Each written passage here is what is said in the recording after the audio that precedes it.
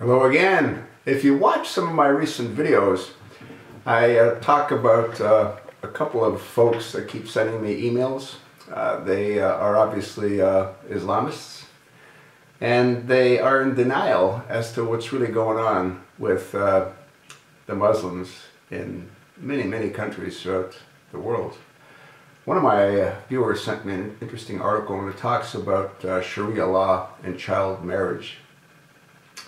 And according to this article, Sharia is based on the Quran and the Sunnah, the words and deeds of the Prophet Mohammed. Now, as many of you may or may not know, the Prophet married his wife when she was 6, one of his wives, when she was 6. Now, he didn't consummate the marriage by penetrating her until she was 9. Huh? What a guy, huh? Patient or what? But they do this thing called thine, and they do this with even babies, where they, well, you know what thine is. You have an imagination. And so I got to believe that's what he did with his bride until he was ready to penetrate her. And a number of the countries that are okay with this are obviously Muslim countries, and Yemen, Niger, Saudi Arabia. And what they use for an excuse is that Muhammad's child bride is the reason why they're in favor of child marriage. No, you know what it really is, and I've said this in a number of my previous videos that I've made on this topic. The Prophet was wise enough to understand that in order to gain a large following, he has to placate to men. He has to give men anything and everything that they could imagine that they might ever want, including the 72 olives or virgins or whatever when they kill themselves for martyrdom. Yeah.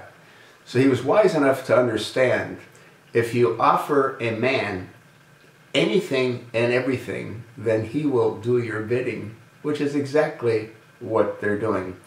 What I found is that when you have a Muslim, Arab, or just a Muslim deny certain realities, it's because they're uneducated on the real facts. They don't understand what's within the Quran. They only understand what they've been taught to understand. Recently, I also posted a clip that one of my viewers sent me from Ann Barnhart.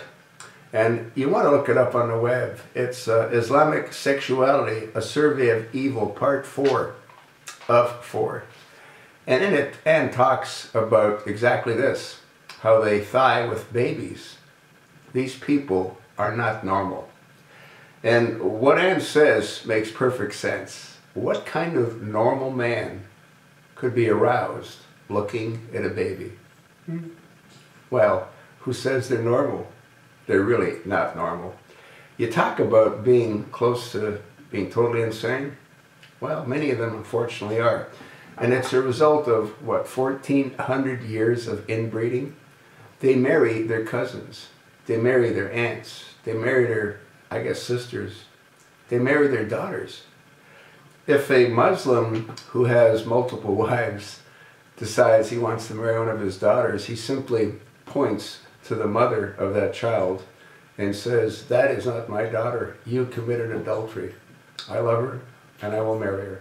And it's a done deal. Huh?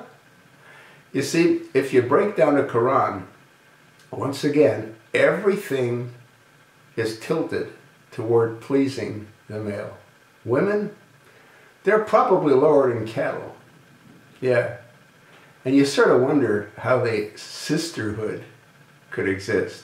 You sort of wonder how people like Huma Abedin and Huma's mother can be part of such a evil, disgusting, corrupt cult, which is what it is. It is not a religion. It is absolutely a cult.